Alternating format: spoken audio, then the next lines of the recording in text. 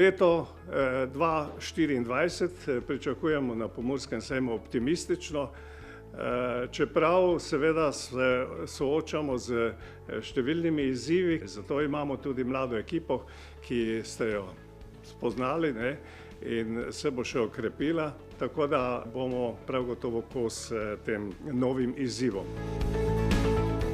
Začeli bomo seveda tradicionalno z kronanjem vinske kraljice. Tokrat bomo okronali že 27. vinsko kraljico, tradicionalno v Radencih, ki prihaja tokrat iz Primorske.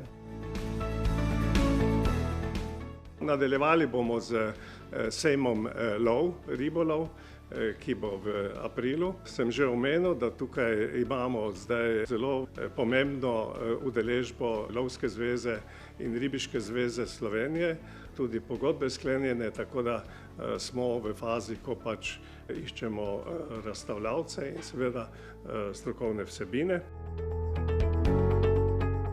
Nadaljevali bomo z sejmom Megra, sejmom gradbeništva in industrije gradbenih materialov.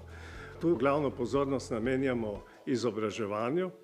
Predvsem sem vesel, da smo uspeli združiti gradbena podjetja, pa predvsem člane in članice gradbene zbornice, ki bodo imele skupinski nastop na sejmu, in pa moram reči, da je tudi veliko zanimanje drugih inštitucij, ki bodo sodelovale na tem sejmu, seveda tudi izobraževalnih inštitucij, kajti gradbeništvo potrebuje kadre na vseh nivojih, tako na tehničnem kot seveda tudi na obrtniškem nivoju.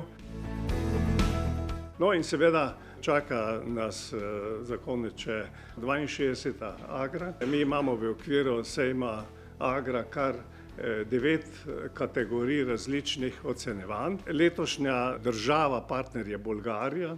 Glavna pozornost tudi na kmetijsko-živilskem sejmu Agra bo letos namenjena mladim v kmetijstvu. Vemo, da seveda so v ospredju problem staranja kmetijskega prebivalstva in pa seveda zapiranje kmetijskih gospodarstv, kajti v globalnem svetu, kjer veljajo pač cene in seveda konkurenca, je zelo težko konkurirati z slovenskimi kmetijami. Tu so seveda velike tržne niše v ekološkem kmetijstvu in tu seveda tudi kmetijsko ministrstvo vlaga veliko sredstev. Mi bomo naredili vse, da bo promocija kmetijstva in agroživilstva na sejmu čim bolje predstavljena.